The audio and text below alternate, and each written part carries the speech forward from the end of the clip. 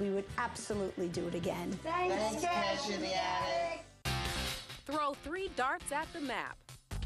Toss in 3 wildly distinctive personalities. Trust me, I am not kidding you. Plus 3 clever projects. And you've got a craft show that'll have you saying, "That's clever."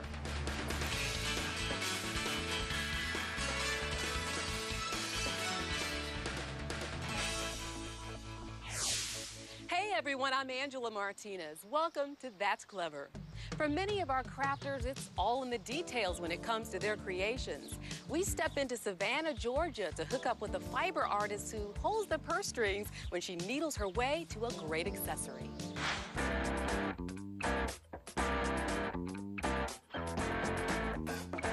Hi, my name is Tracy Clark, and I live in Savannah, Georgia. I make scarves. I make shawls. I also make bags. Today, I'm going to make this needle-felted live oak purse. To make this, I'm going to go inside.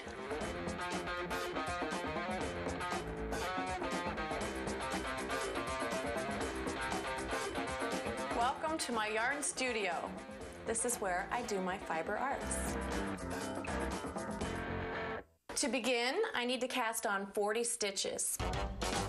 To cast on means to get the yarn onto the needles. This is a size 11 knitting needle that my dad made for me. Thanks, Dad. After I have the right length of yarn, I loop it onto the needle.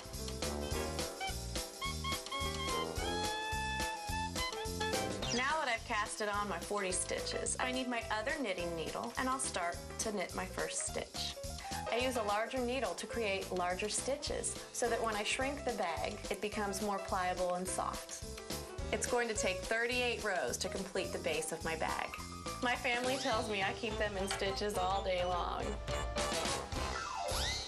Now the base of my bag is complete. I have my 38 rows, and I'm ready to get my circular needles so I can pick up stitches around the base of the bag so I can continue on to the body of the bag.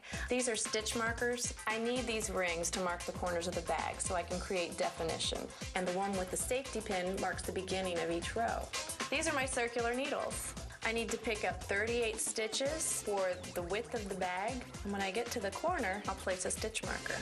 Now I'll continue picking up stitches. This time I'll need 40 stitches picked up for the long edge of the bag. Now for the tricky part. I can't go past this corner. I have to turn the work around and use this side of the circular needle. I have to mark my corner first. I'm going to slip each loop from the wooden needle onto my circular needle, all 40 of them. Free! And now I need to mark the beginning of my row with my stitch marker that has the safety pin. Since my bag has many colors, my favorite part is switching to another color. I need to cut one of my strands of yarn and bring in the teal. The way I change colors is by tying 2 different colors of yarn. And then I move to 2 strands of the same color green, and then blend in the next color.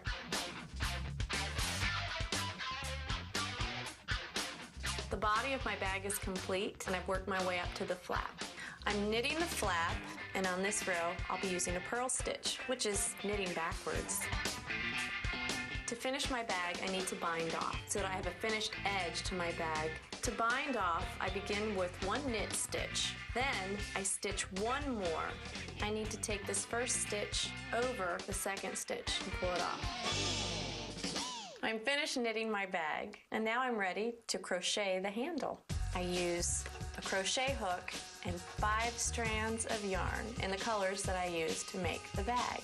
I use a slip knot to get the 5 strands onto my crochet hook, and then I tie a knot to secure the bottom of my chain. I begin by using a crochet stitch to make a chain. I need 100 of these crochet stitches. I crochet the handle because it makes the strap more of a braided quality, more rope-like. My strap is finished. Now it's off to the wash. I wash the bag with hot water and a very fast spin cycle. I also add a pair of jeans, so there's lots of agitation. The bag will shrink because wool, when you wash it with hot water and detergent, will shrink. While my bag is in the washing machine, I like to play the piano. Here's me as a little girl playing the piano.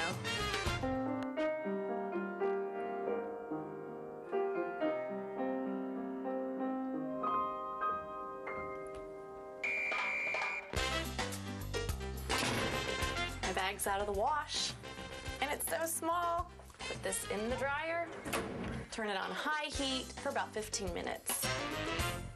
My bag and strap just came out of the dryer, and I'm ready to needle felt a tree. I needle felt by using my needle and taking a piece of wool roving and punching it into my felted bag.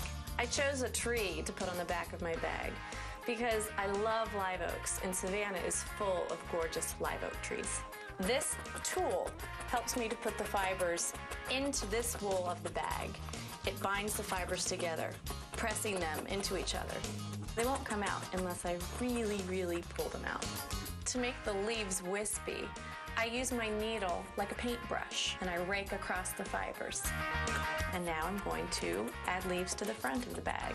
I'm ready to put on a button by cutting a hole in the flap and then sewing a button on.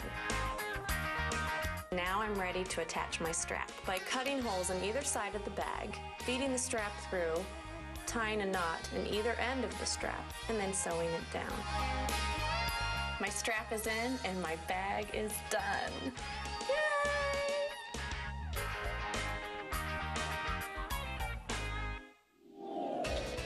Coming up, this artist from Texas shares her makeup secrets with a doll that always has the last word.